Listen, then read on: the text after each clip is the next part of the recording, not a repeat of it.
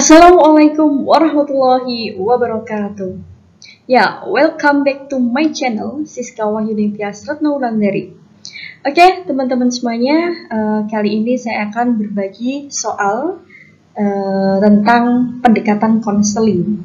Soal-soal ini yang biasanya kita temukan di beberapa tes gitu ya, baik itu nanti P3K maupun juga di UP gitu. Oke, teman-teman semuanya, sebelumnya silakan bagi teman-teman yang belum subscribe untuk bisa subscribe terlebih dahulu ya. Kemudian juga bisa aktifkan tombol loncengnya begitu agar selalu mendapatkan notifikasi dan juga informasi dari saya tentang pendekatan konseling di next video gitu. Oke, langsung saja. Nah, kita langsung saja mengaplikasikan pendekatan ini kepada soal saja ya teman-teman. Agar apa sih? Tentu saja di sini agar kita jauh bisa lebih jelas begitu tentang soal dan juga kita pahami bagaimana pendekatannya. Ini adalah soal yang pertama. Nah, di soal yang pertama ini, Amir, siswa kelas 7 SMP. Dia sangat tidak disiplin, sehingga dia mengalami hambatan dalam menjalankan kewajibannya sebagai siswa di sekolah. Hal ini tentu akan berakibat pada proses belajar mengajar dan prestasi belajar Amir di sekolah. Bimbingan bagi Amir ini sangat diperlukan untuk membantu menyelesaikan permasalahan dan agar membuat Amir dapat mengikuti proses belajar mengajar secara baik. Kita sebagai guru BK, apa yang harus kita lakukan? Nah, teman-teman semuanya, kita pahami terlebih dahulu sebenarnya konteks dari permasalahan yang dihadapi oleh Amir ini apa? Nah, ini kita lihat bahwa Amir itu tidak disiplin. Ketika tidak disiplin, otomatis akan menghambat proses kegiatan belajarnya di sekolah. Kemudian, kita harus menggunakan pendekatan apa? Ya, oke, kita lihat langsung ya. Nah, di sini kita harus membantu si Amir untuk di konseling realita. Nah, kenapa kok realita gitu ya? Konseling realita itu bisa kita lihat bahwa real ya, berarti nyata gitu. Nah, akan saya jelaskan secara lebih detailnya tentang konseling realita dari William Glasser ya. Nah, di sini itu fokusnya teman-teman bisa kita pahami bahwa permasalahan yang bersifat praktis dan relatif sederhana. Kemudian memberi tanggung jawab kepada konseling dan mampu menghadapi kenyataan tanpa merugikan siapapun. Di sini juga teori ini menekankan pada masa kini. Jadi konseling itu nanti dapat memperoleh kesuksesan pada masa yang akan datang. Nah, ini yang perlu kita cermati. Jadi ketika kita ketemu sama soal-soal yang tadi, bahwa dia tidak disiplin dan akan berakibat ke ini ya prestasinya atau nilai-nilainya, itu kan nyata ya, pasti ya. Ketika dia tidak disiplin ya tentu saja pasti akan berdampak kepada nilai dia. Dan dengan ketidakdisiplinan tentu saja dia belum bertanggung jawab. Otomatis dalam realita ini kita akan membantu si konseli ini untuk bisa bertanggung jawab atas dirinya gitu. Nah, kemudian teknik-teknik dalam konseling itu apa aja gitu. Nah, ini kita dalam realita bisa membantu dengan beberapa teknik ini. Di antaranya menggunakan role playing. Kemudian menggunakan humor yang mendorong suasana yang segar dan rileks. Tidak menjanjikan kepada konseling maaf apapun. Karena apa? Karena terlebih dahulu dari awal itu sudah diadakan perjanjian untuk melakukan perilaku tertentu yang sesuai dengan keberadaan si klien. Kemudian menolong konseli untuk merumuskan perilaku tertentu yang akan dilakukannya. Dan membuat model-model peranan terapis sebagai guru yang lebih bersifat mendidik. Serta di sini kita membuat batas-batas yang tegas dari struktur dan situasi terapinya. serta menggunakan terapi kejutan, verbal, atau ejekan yang pantas untuk mengkonfrontasikan konseli dengan perilakunya yang tak pantas. Jadi kita juga ikut terlibat mencari hidup yang lebih efektif. Itu yang harus kita lakukan dalam kondisi kita menggunakan konseling realita. Gitu. Nah, oke. Sudah paham ya? Jadi kita langsung beri ini ya, highlight gitu bahwa keywordnya di sini ketika kita mendapatkan sebuah kasus yang dimana anak itu tidak disiplin dan berdampak kepada tadi nilai-nilai yang menurun atau prestasinya. Oke. Dan tidak adanya rasa tanggung jawab terhadap dirinya sebagai seorang pelajar. Oke, next. Nah, kita menuju ke soal yang kedua. Sini soal yang kedua, Loli adalah siswa kelas 11 SMA. Dia bisa dibilang siswi yang berprestasi di sekolahnya. Dia anak yang baik, periang, dan banyak mempunyai teman. Namun, setelah kematian pacarnya yang kecelakaan, perilakunya menjadi berubah. Dia lebih terlihat murung, menyendiri, dan sering menangis tanpa sebab.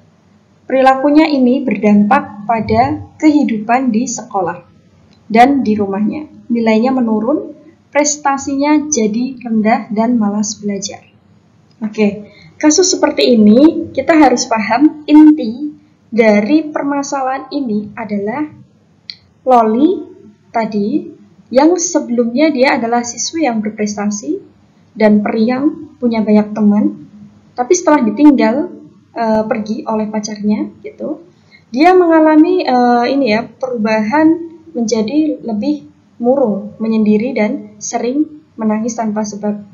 Jadi di sini kita bisa jadikan itu keyword. Jadi setiap kita mau mengerjakan soal apapun itu, kita temukan keywordnya terlebih dahulu. Di sini nilainya menurun, prestasinya jadi rendah, dan malas belajar. Nah, kita akan melakukan pendekatan apa dengan kasus Loli? Oke, kita akan membantu Loli dengan rasional emotif, gitu. Nah, mungkin ada beberapa kenapa tidak menggunakan misalnya ke arah-arah behavior, gitu ya.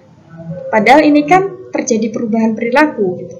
Tapi kita bisa lihat apakah dalam kasus ini ada emotif ya, ada hal-hal yang mendorong perubahan dari perilakunya yang awalnya dia periang, kemudian dia juga temannya banyak, terus berprestasi, dan karena kejadian tersebut itu dia berubah menjadi murung dan menyendiri, menangis tanpa sebab. Nah, jadi menangis tanpa sebab yang sebenarnya dia tuh sadar nggak gitu ya, dia tuh berada pada posisi rasional nggak sih gitu, ataukah irasional. Nah, karena ada emotif tadi, istilahnya yang menyebabkan si Loli ini berubah, kita pakai rasional emotif. Oke, selanjutnya. Oke, ini soal berikutnya. Hendy adalah seorang siswa SMA 1 Depok kelas 11. Semester kedua program studi IPS. Dia tinggal bersama orang tuanya yang mendukung cita-citanya menjadi seorang dokter. Hendy berharap dapat diterima di Universitas Indonesia dan telah berusaha sejak kelas 10 supaya nilai rata-rata dalam rapot setiap semester minimal 7.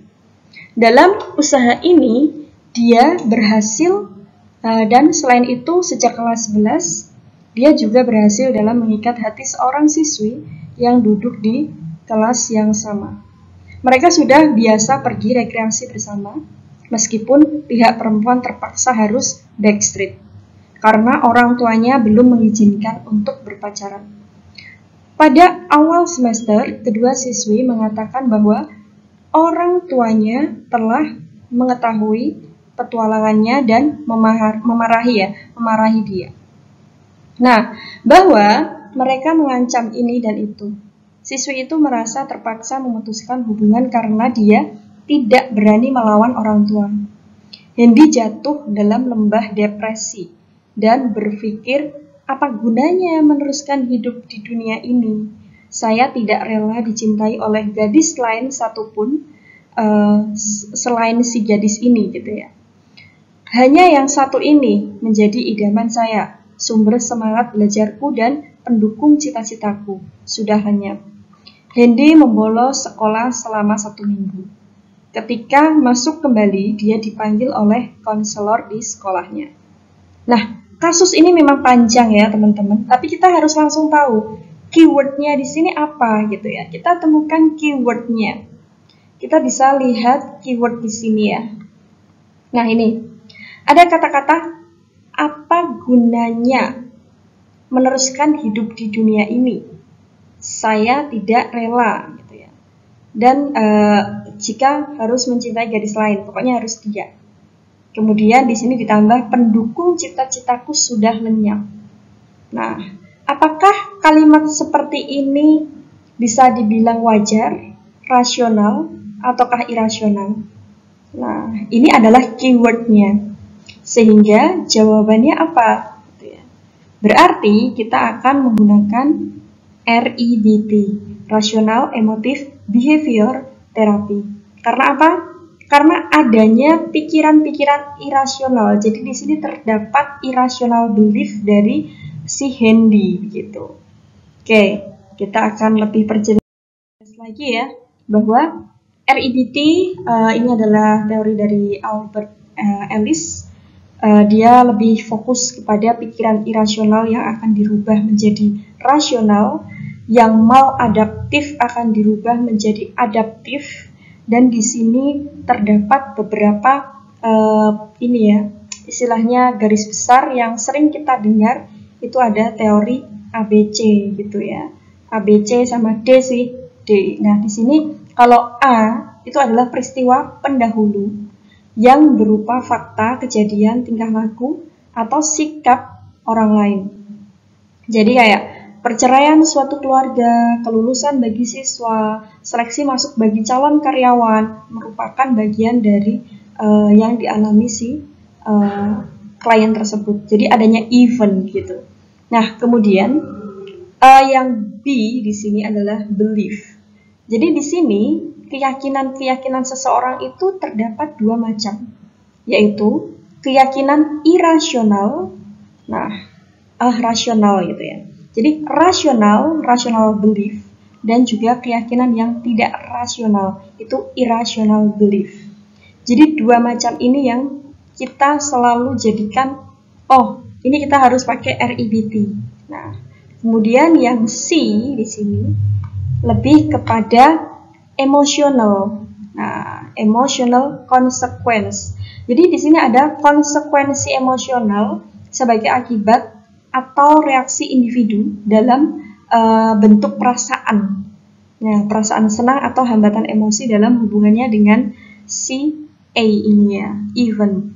Nah, konsekuensi emosional ini bukan akibat langsung dari A, tetapi disebabkan oleh beberapa variabel antara dalam bentuk keyakinannya.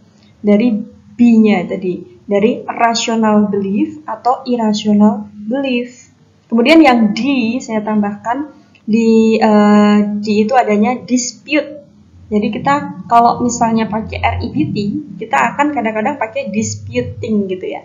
Jadi kayak ada penekanan-penekanan begitu terhadap si klien tersebut untuk membantu agar pikiran irasional tersebut bisa berubah menjadi rasional gitu.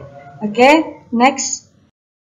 Nah, lalu di sini teknik-teknik dalam REBT itu memang terbagi menjadi teknik-teknik emotif, afektif. Nah, di sini terdapat asertif, adaptif. Kita gunakan untuk melatih, mendorong, dan membiasakan klien untuk secara terus-menerus itu menyesuaikan dirinya dengan tingkah laku yang diinginkan. Nah, kemudian kita bisa menggunakan role playing. Jadi kita bermain peran untuk mengekspresikan berbagai jenis perasaan yang menekan. Karena adanya sebuah tekanan-tekanan, kita harus bantu dia untuk bisa mengekspresikan perasaan-perasaan negatifnya gitu. Nah, kemudian kita juga bisa bantu dengan imitasi. Di sini untuk menirukan secara terus-menerus suatu model tingkah laku tertentu dengan maksud menghadapi dan menghilangkan tingkah lakunya sendiri yang negatif. Nah, itu. Kemudian ada lagi teknik-teknik dari segi behavior.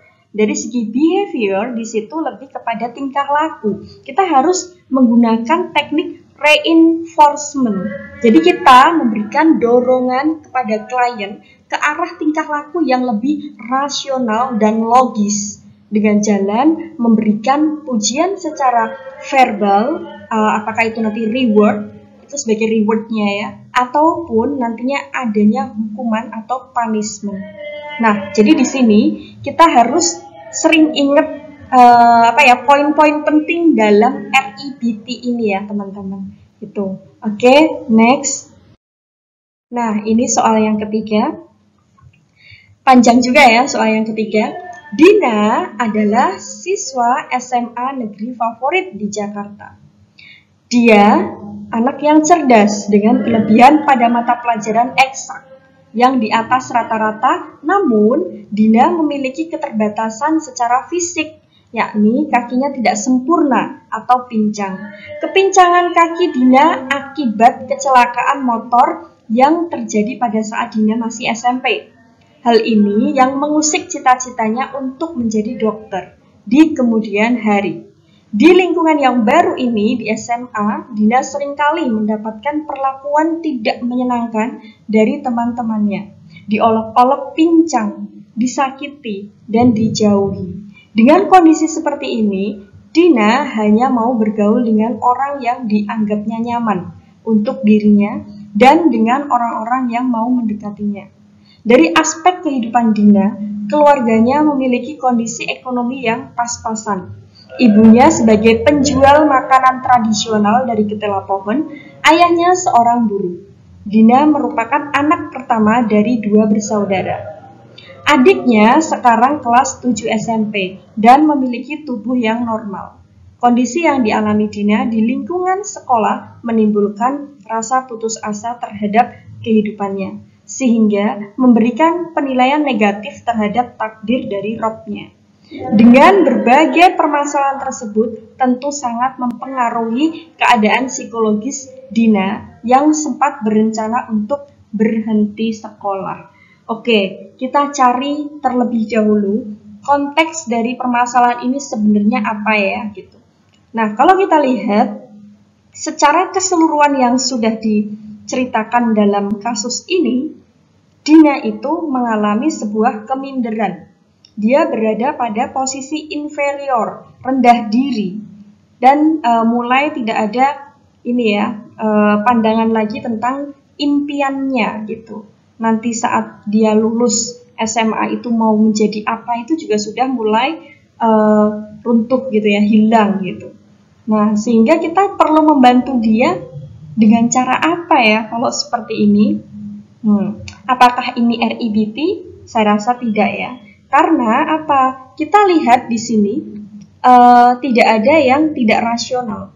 Mungkin kita akan sedikit terkecoh dengan kalimat ini. Nah, di sini sehingga memberikan penilaian negatif terhadap takdir Robnya. Mungkin kita akan menganggap ini nggak rasional gitu ya. Ini berada di irasional sehingga kita pengen jawab REBT gitu. Nah, saya rasa tidak. Karena apa?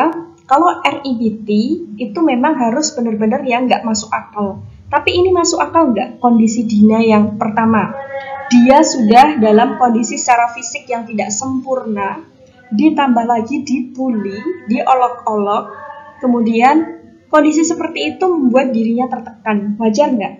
Wajar ya. Pasti dia akan mengalami tekanan dalam dirinya dan keminderan dan hal yang lainnya begitu.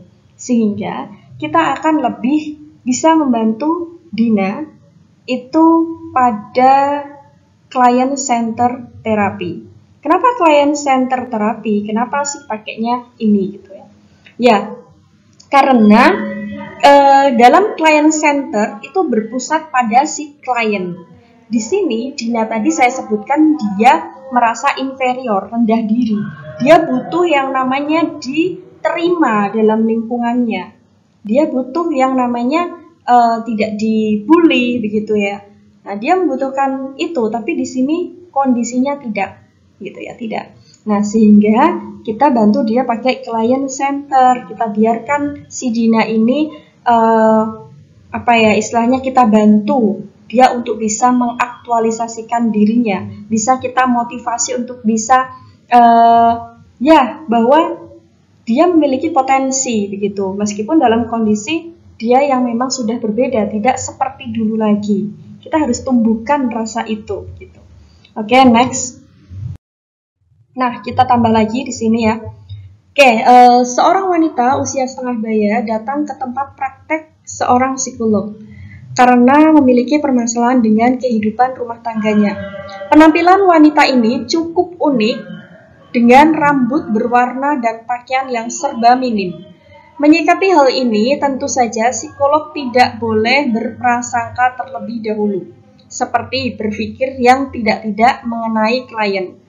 Klien ini bercerita bahwa dirinya kurang dapat menikmati kebahagiaan hidupnya lagi akibat tekanan dan beban hidup.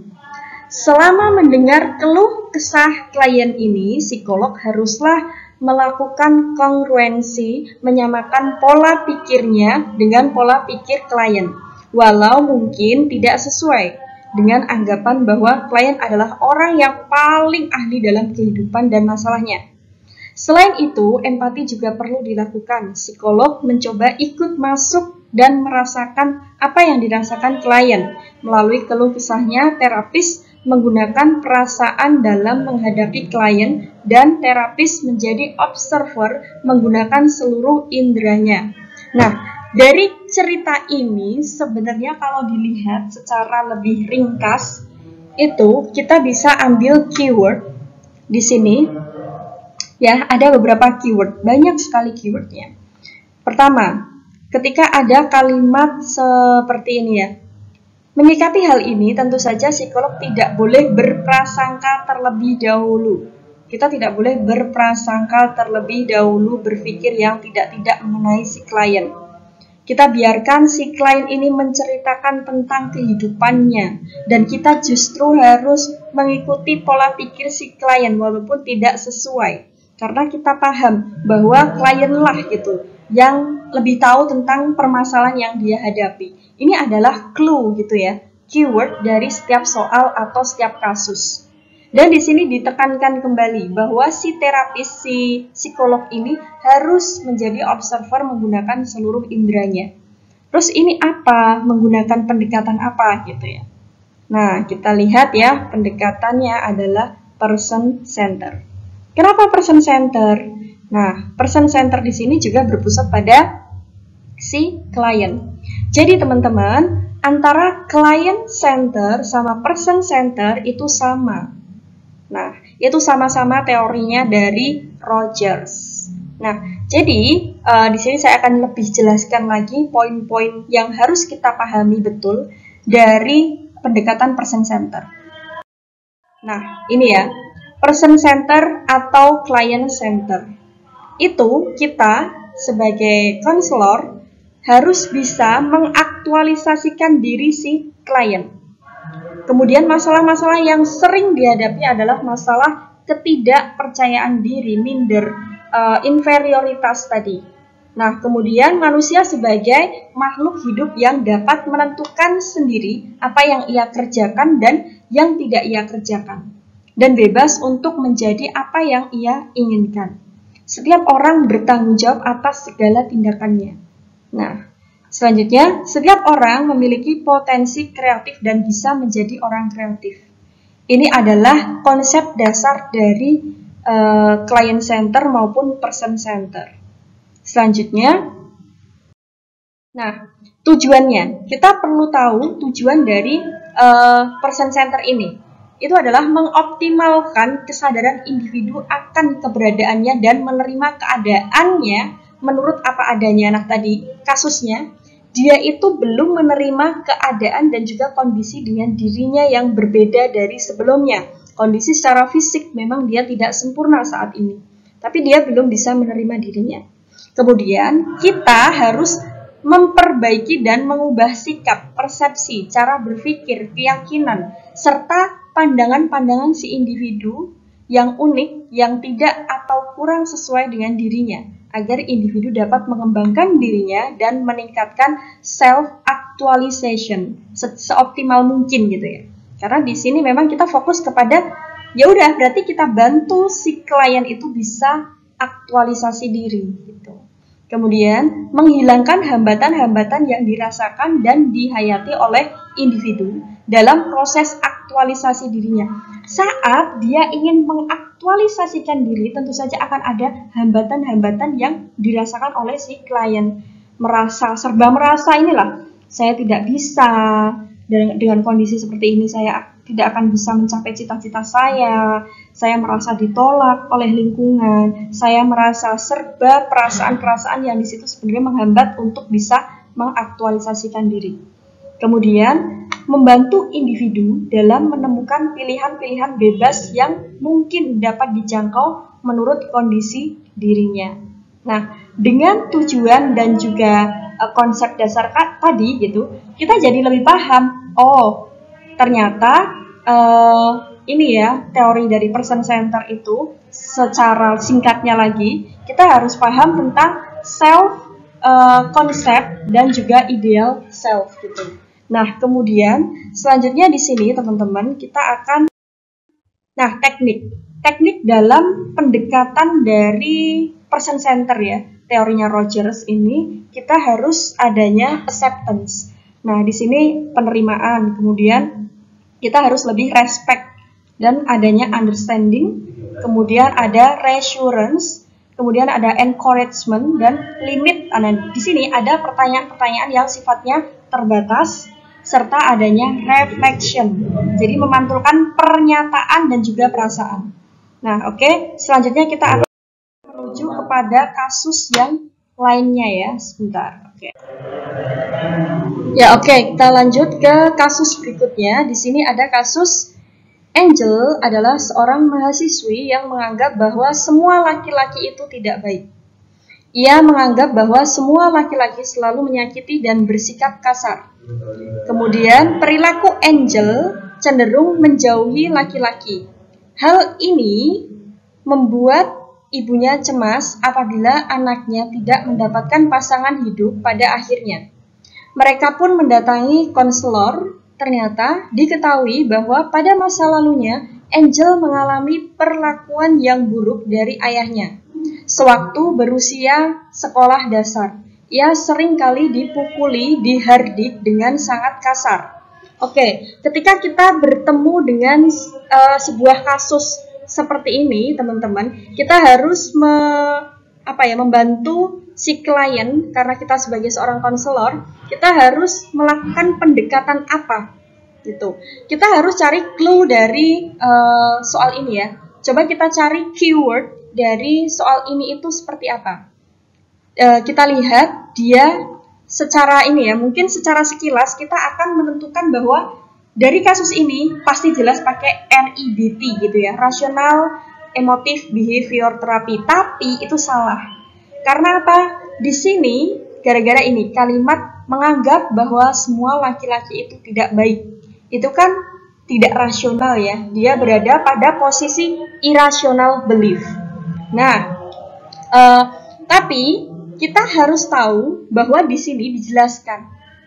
Nah, dijelaskan ketika masa lalunya, jadi terjadi masalah tekanan-tekanan hidup si Angel ini pada masa lalunya terhadap perlakuan dari ayahnya.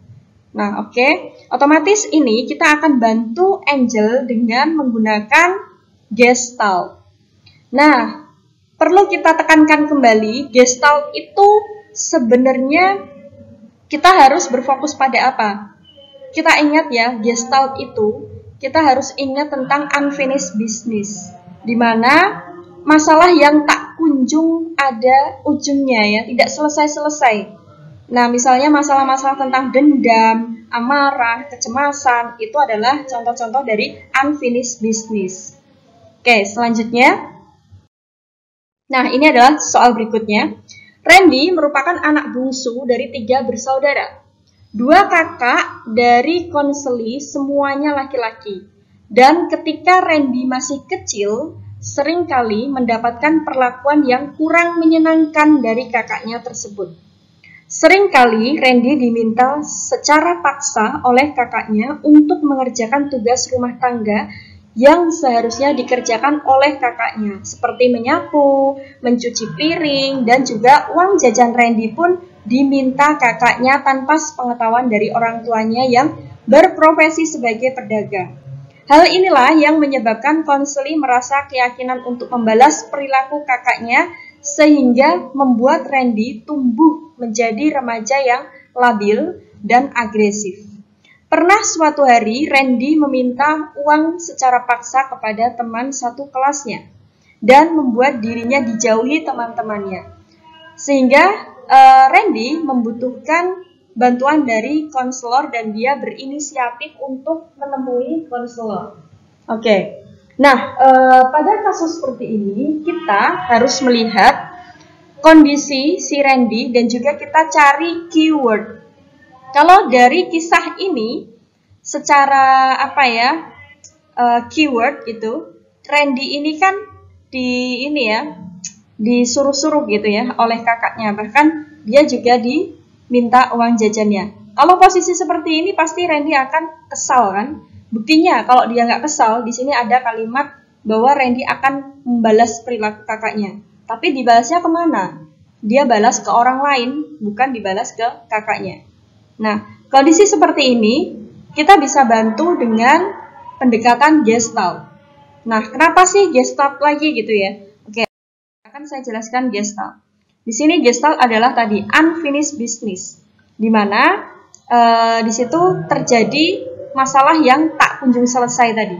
Seperti ketika ada contoh-contoh kalimat di dalam kasus itu yang menyatakan balas dendam, misalnya saya kecewa, saya mengalami sakit hati, saya pokoknya lebih ke perasaan ya. Nah, kemudian di sini juga kita perlu ketahui bahwa pertentangan antara kekuatan top dog dan keberadaan underdog.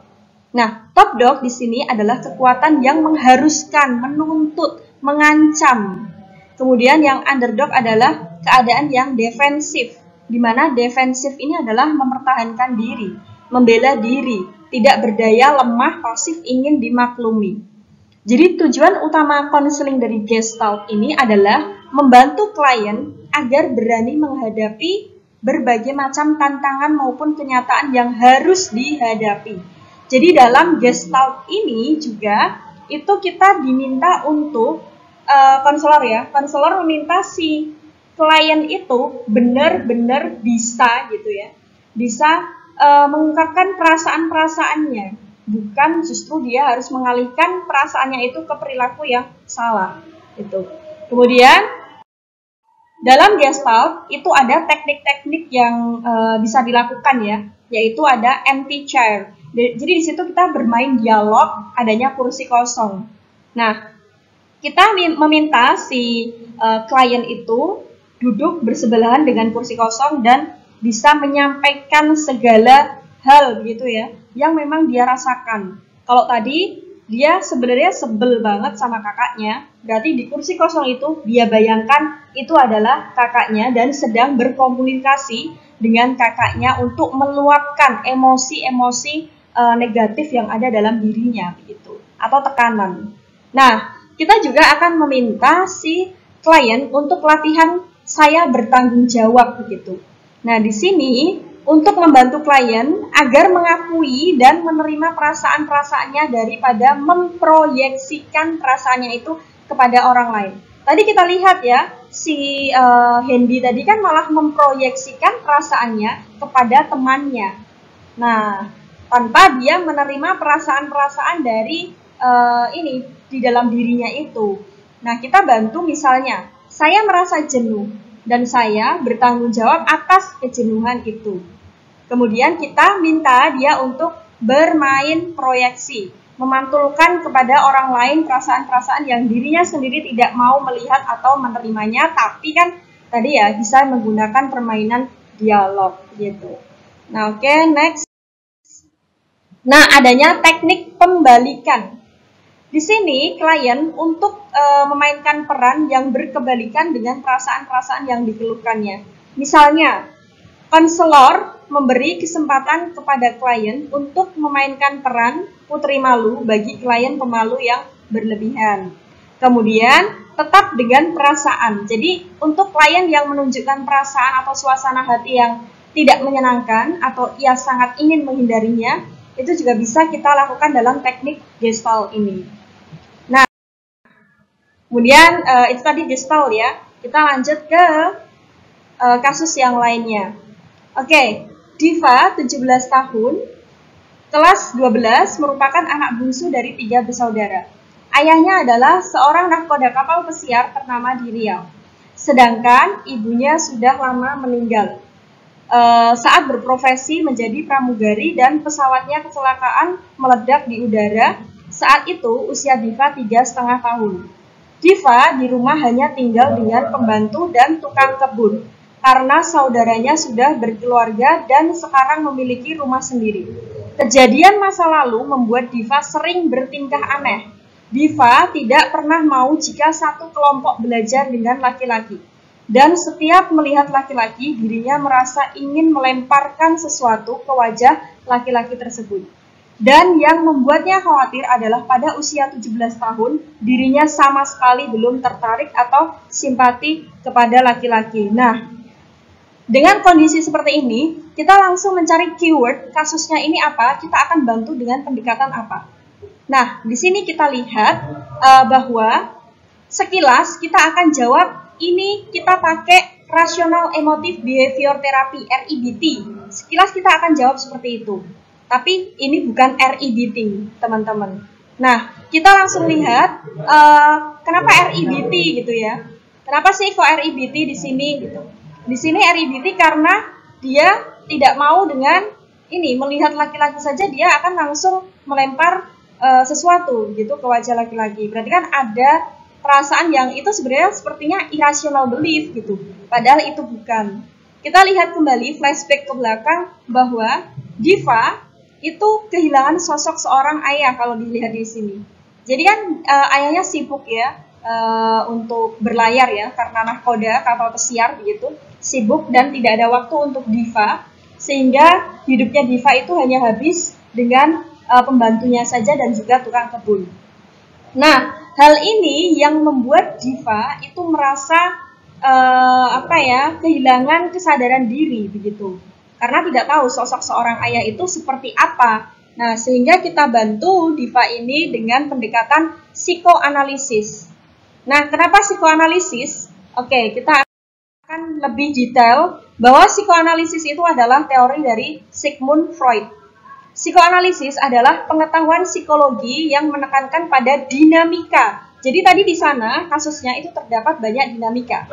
Kemudian faktor-faktor psikis yang menentukan perilaku manusia serta pentingnya pengalaman masa kanak-kanak dalam pembentukan kepribadian di masa dewasa. Tadi dia tidak bersama dengan ayahnya sehingga ada masalah secara psikologis dalam pembentukan kepribadian si anak tersebut. Nah, psikoanalisis adalah teknik yang khusus menyelidiki aktivitas ketidaksadaran. Jadi di sini berada pada bawah sadar ya, berarti unconsciousness gitu. Nah, psikoanalisis adalah metode interpretasi yang penyembuhannya itu bersifat gangguan mental. Nah, kita juga perlu memahami bahwa terbagi menjadi 3 ya di dalam psikoanalisis tentang mind gitu ya. Di sini ada unconsciousness adalah yang paling dominan dan paling penting dalam menentukan perilaku manusia itu akan seperti apa. Analoginya kita bisa analogikan seperti gunung es ya. Gunung es. Nah, di dalam unconsciousness itu akan tersimpan ingatan masa kecil, energi psikis yang besar dan juga insting.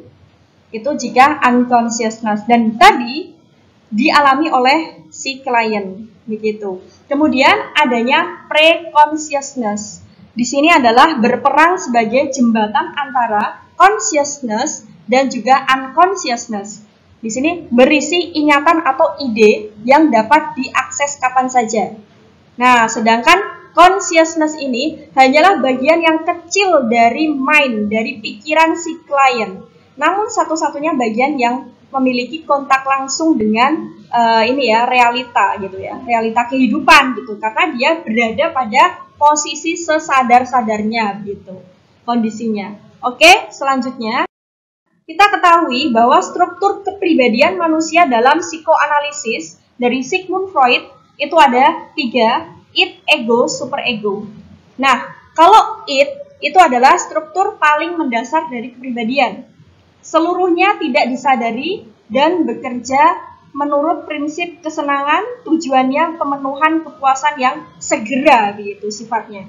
Kemudian, kalau ego itu berkembang dari id, jadi struktur kepribadian yang mengontrol kesadaran dan mengambil keputusan atas perilaku dari manusia.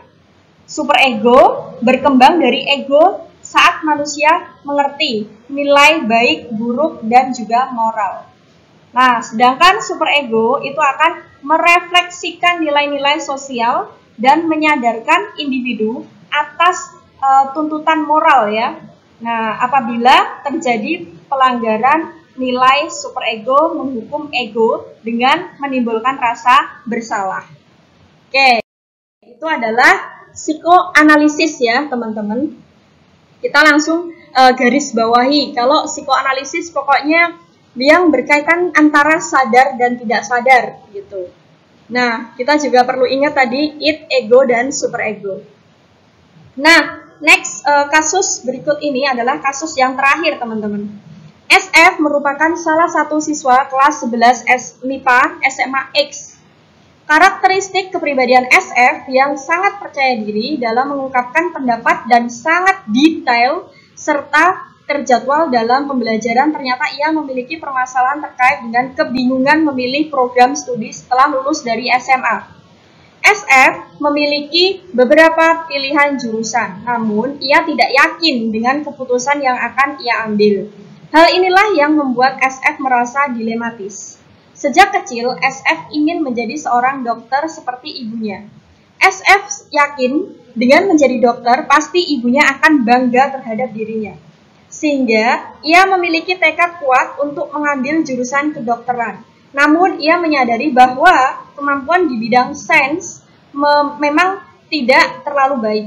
Sementara SF merasa memiliki bakat di bidang sosial dengan kemampuan dia di bidang public speaking. Sehingga ia berencana ingin mengambil jurusan sastra Inggris dan kelak ingin menjadi duta besar. Dari kedua jurusan yang sangat berbeda inilah yang membuat SF kesulitan mengambil keputusan jurusan apa yang akan ia pilih. Nah, dari permasalahan ini teman-teman bisa ketahui bahwa si SF ini secara singkatnya gitu ya, masalahnya adalah nggak tahu tuh mau ambil jurusan yang mana gitu. Apakah kedokteran ataukah di jurusan sastra Inggris, dia masih bingung. Nah, sehingga kita melihat dari soal ini ya, ini tidak ada rasional-irasionalnya yang kita lihat. Di sini juga masalahnya enggak yang adanya misalnya masa lalu juga tidak ya, tidak berkaitan dengan masa lalu, sehingga kita bisa bantu dengan apa gitu. Dan ini sifatnya juga segera ya kalau bisa dibilang gitu. Kita bisa bantu dengan SFBC ya, SFBC gitu ya. Nah, jadi di sini kita bisa bantu dengan teori dari solution focus brief counseling. Jadi memang dia butuh solusi yang cepat gitu ya. Fokusnya terhadap apa? Terhadap solusi gitu. Oke, selanjutnya SFBC. Jadi di SFBC ini dia berfokus pada solusi, tidak melihat masa lalu, membangun harapan dan optimisme konseling dengan menciptakan ekspektasi positif bahwa perubahan itu mungkin. Kemudian di sini kita meningkatkan harga diri siswa. Jadi adanya self esteem gitu. Oke, selanjutnya teknik-teknik apa yang bisa kita lakukan gitu. Kita bisa melakukan seperti ini ya. Pertanyaan-pertanyaan yang sifatnya tentang ini ya, saat-saat dimana konseling bebas dari masalah gitu. Kemudian didasarkan pada gagasan di mana ada saat-saat dalam hidup konseli ketika masalah yang mereka identifikasikan itu tidak bermasalah. Kemudian kita juga bisa dengan cara miracle question. Nah, di sini pertanyaan yang mengarah kepada imajinasi. Jadi kalau dicontohkan gitu ya, kita bisa menanyakan jika suatu keajaiban terjadi dan masalah Anda terpecahkan dalam waktu semalam, nah bagaimana Anda tahu bahwa masalah tersebut terselesaikan dan apa yang akan berbeda? Atau jika dalam kasus yang tadi bingung dalam memilih jurusan, kita bisa membuat miracle question itu dengan contoh seperti ini. Ketika nanti malam kamu tertidur dan dalam tidur kamu bermimpi menemukan sebuah tongkat ajaib. Lalu dalam tongkat ajaib itu kamu diperbolehkan meminta sesuatu. Apa hal yang akan kamu minta? Gitu. Nah, otomatis dia bisa jawab, saya pengen jadi duta besar misalnya. Ya, berarti itu adalah sifatnya semacam mendorong si klien untuk bisa memutuskan kebingungannya tadi dengan keputusan yang tepat gitu. Nah, selanjutnya adanya scaling questions.